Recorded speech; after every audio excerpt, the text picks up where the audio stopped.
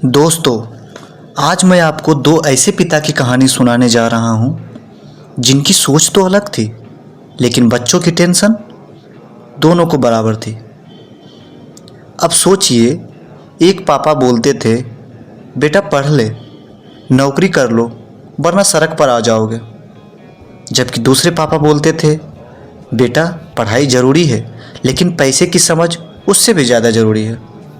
अब कन्फ्यूजन हो गया ना? पढ़ाई करें कि पैसे की समझ सीखें? इस कहानी के लेखक रॉबर्ट टी कियोसाकी हैं एवं यह उनकी असल ज़िंदगी की कहानी है। उनके दो पिता थे, पुअर डैड जो कि उनके वास्तविक पिता थे, उनके दूसरे पिता जो रिच डैड जो माइक के पिता थे। रॉबर्ट के फ्रेंड का नाम माइक था। एक्चुअली रिच डैड का नाम रॉबर्ट ने कभी पब्लिक नहीं किया।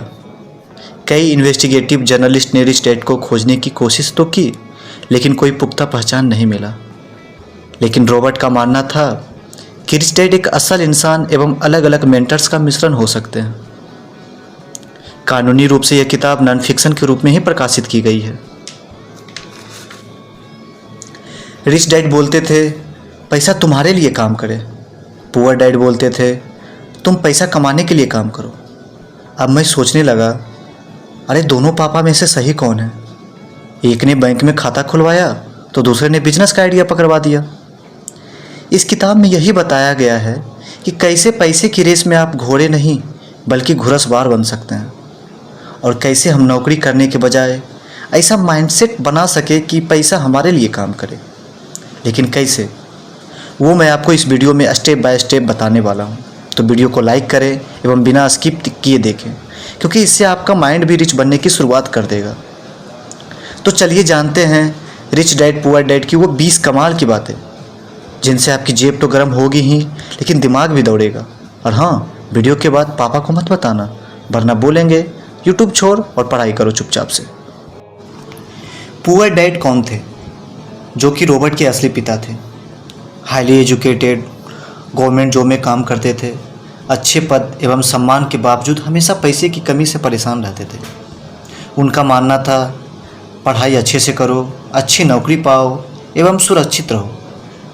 पैसा कमाना आसान नहीं है। हम किसी भी चीज़ या वस्तु के बारे में वे हमेशा ये बोलते थे कि हम इसे अफोर्ड नहीं कर सकते। उन्होंने हमेशा मेहनत की, ईमानदारी से नौकरी की, लेकिन फाइनेंशियल फ्रीडम कभी नहीं पा सके। जबकि दूसरे डैड जो कि रिच डैड थे, वो उनके दोस्त माइक के पिता थे। ज़्यादा पढ़े लिखे नहीं थे, खुद का बिजनेस चलाते थे, पैसे को अपने लिए काम करवाना जानते थे। उनका मानना था, स्कूल की पढ़ाई ज़रूरी है, लेकिन फाइनेंशियल एजुकेशन उससे भी ज़्यादा ज़रूरी है। पैसे को अपने लिए काम पर लगाओ, सिर्फ पैसे के लिए मत काम करो। हम किसी भी चीज़ या वस्तु को कैसे अफोर्ड कर सकते हैं, यह सोचो। उन्होंने रॉबर्ट एवं माइक को बचपन से ही फाइनेंशियल लिटरेसी सिखानी शुरू कर दी थी। इस किताब का जो मूल उद्देश्य है, वो हमें ये बताता है कि पैसे के बारे में हमारी सोच सबसे ज़रूरी है। फाइनेंशियल लिटरेसी क्यों ज़रूरी है, एसेट्स एवं लायबिलिटीज़ में क्या फ़र्क होता है, अमीर लोग अपने पैसे को कैसे अपने लिए काम पर लगाते हैं, कैसे आप भी अपनी फाइनेंशियल फ्रीडम पा सकते हैं। किताब में यह बताया गया है कि अमीर बनने के लिए ज़रूरी नहीं कि आपकी इनकम ज़्यादा हो, बल्कि ज़रूरी यह है कि आप उस पैसे का क्या करते हो।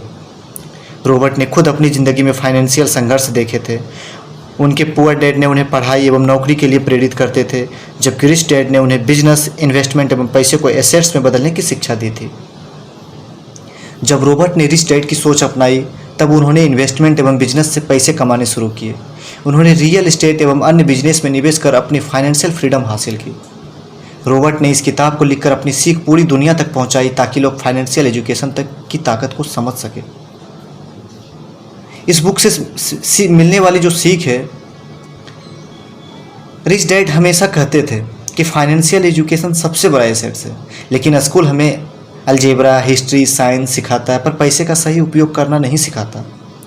पुअर डैड का मानना था कि पैसे की कमी जड़ है सारी बुराइयों की, जबकि रिच डैड का मानना था, पैसे की कमी नहीं, पैसे के बारे में अज्ञानता बुराई की जड़ है। रिच डैड ने रॉबर्ट को एसेट्स एवं लायबिलिटीज का अंतर समझाया था। उनके द्वारा एसेट्स वो चीज़ें हैं जो आपके पॉकेट में पैसा डालती है, जबकि लायबिलिटीज वो चीज़ है जो आपकी पॉकेट से पैसा निकालती है। अमीर लोग एसेट्स खरीदते हैं, जबकि गरीब लोग या मिडिल क्लास लोग लायबिलिटीज खरीद कर एसेट्स समझ बैठते हैं। पैसे को लेकर दो तरह की मानसिकता होती है लोगों में। जो पुअर डैड की मानसिकता थी कि कम खर्च करो, सुरक्षित नौकरी, गवर्नमेंट जॉब पर निर्भर रहो, रिटायरमेंट के बाद आराम मिलेगा। जबकि रिच डैड की मानसिकता थी कि पैसा एसेट्स में लगाओ, पैसा आपके लिए काम करेगा, रिस्क सोच समझकर निवेश करो। इस किताब ने लोगों को यह सिखाया कि फाइनेंशियल एजुकेशन स्कूल की शिक्षा से ज़्यादा ज़रूरी है। नौकरी के अलावा पैसे कमाने के और भी रास्ते हैं। जितनी जल्दी एसेट्स बनाना शुरू करोगे उतनी जल्दी फाइनेंशियल फ्रीडम मिल सकती है। रिस्क को समझकर लेने में अमीरी है, जबकि रिस्क से डरने में ही गरीबी है। यह बुक उन लोगों के लिए है जो फाइनेंशियल इंडिपेंडेंस चाहते हैं।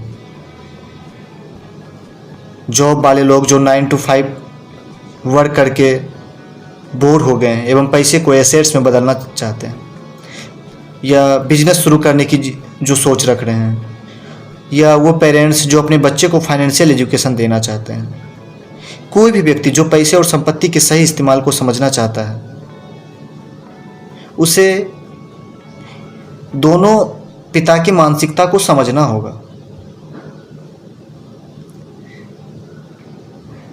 रिच डैड पुअर डैड से जो सीखने वाली बातें हैं वो ये है कि पैसे की दौड़ में मत फंसें, फाइनेंशियल लिटरेसी बढ़ाएं, एसेट्स खरीदें और लायबिलिटीज से आप जितना बच सकते हैं उतना बचें। आप रिस्क लो लेकिन समझदारी से। आप पैसे के लिए काम करना बंद करके पैसे को अपने लिए काम पर लगाना शुरू करो। रिच डैड पुअर डैड का पहला अध्याय, जिसमें आप सीखेंगे अमीर लोग पैसे के लिए काम नहीं करते। कहानी की शुरुआत होती है दो दोस्त रॉबर्ट और माइक। दोनों 9 साल के हैं और उन्हें लगता है कि अमीर बनने के लिए उन्हें पैसे छापने की मशीन बनानी चाहिए। हाँ, सही सुना आपने, असली पैसे छापने की मशीन। जब उन्होंने टूथपेस्ट के डिब्बों से कॉइन मोल्ड बनाना शुरू किया तो रॉबर्ट के पिता, जो एक्चुअल पिता हैं पुअर डैड, ने आकर डांट लगा दी। ये गैर कानूनी है बेटा, पुलिस उठा ले जाएगी। और मशीन बनाने का सपना धराम से गिर गया। रॉबर्ट और माइक ने अपने दिमाग के बल्बत्तियों को ऑन किया और तय किया, अगर हम अमीर बनना चाहते हैं तो हमें अमीर लोगों से ही सीखना होगा। यहाँ आता है माइक का अमीर पिता, जो कि रिच डैड है, जो वास्तव में उसका असली पिता नहीं बल्कि उसका दोस्त माइक के पिता है। रॉबर्ट उसे रिच डैड कहते हैं। अब कहानी में 2 डैड आ गए, एक गरीब विचारों वाला पुअर डैड और एक अमीर सोच वाला रिच डैड। रिच डैड ने दोनों बच्चों को एक दुकान में हफ्ते में 3 घंटे के लिए काम पर रखा और सिर्फ 10 सेंट प्रति घंटा उनको प्रत्येक घंटे का दिया जाता था।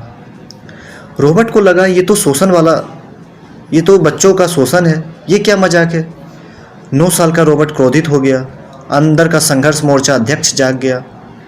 सीधा रिच डैड से शिकायत करने पहुंचा, आप हमें सस्ते में क्यों काम पर रखे हैं, ये तो धोखा है।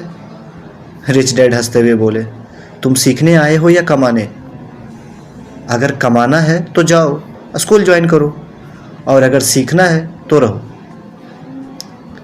रिच डैड ने समझाया कि लोग डर, जॉब ना मिले तो क्या होगा, और लालच, ज़्यादा पैसे चाहिए के चक्कर में सिस्टम के गुलाम बन जाते हैं। लोग पैसा कमाने के लिए काम करते हैं, लेकिन अमीर लोग सीखते हैं कि पैसे को कैसे काम पर लगाया जाए। यह बात रॉबर्ट के दिमाग में बैठ गई जैसे कि मोबाइल में नया सॉफ्टवेयर अपडेट हो जाता हो। पुअर डैड जब भी रॉबर्ट से कहता, बिजली का बिल बढ़ गया है, पंखा बंद करो, तो रॉबर्ट मन ही मन सोचता, काश पंखा ना, एटीएम चलता होता घर में। रिच डैड ने कहा, जब तुम्हें कम सैलरी दी जाए तो दुखी मत हो, खुश हो जाओ, क्योंकि अब सीखने का मौका है। रॉबर्ट सोच में पड़ गया। मतलब अब से सब चीज़ों को उल्टा सोचना है क्या? माइक ने जब पहली बार कमाई के 30 सेंट माँ के सामने रखे तो माँ ने पूछा, इतनी मेहनत करके सिर्फ 30 सेंट? माइक ने कहा, नहीं मम्मी, यह ज्ञान की सैलरी है, काम की नहीं। इस अध्याय में जो सीखने योग्य बातें हैं कि पैसे के लिए काम मत करो, पैसे तुम्हारे लिए काम खुद करेगा। डर और लालच हमें चुपचाप नौकरी की लाइन में खड़ा रखते हैं। अमीर बनने के लिए केवल कमाने से कुछ नहीं होगा, सोच बदलनी होगी। पैसे के बारे में शिक्षा स्कूल में नहीं सिखाई जाती, वो खुद ही सीखनी पड़ती है। रिच डैड पुअर डैड का पहला अध्याय हमें बताता है कि हम अपने जीवन के शुरुआत में ही सोच का बीज बोते हैं। या तो हम गरीब सोच वाले बनते हैं या फिर अमीर।